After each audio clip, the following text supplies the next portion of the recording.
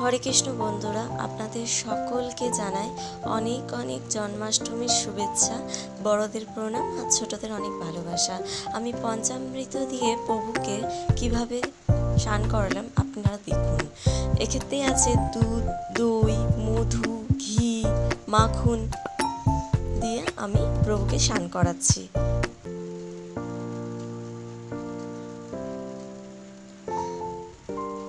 ধুতি আর ঘাগরা বরাবরই আমরা বাজার দিয়েই কিনি, যেমন শিয়ালদা বাজার থেকে।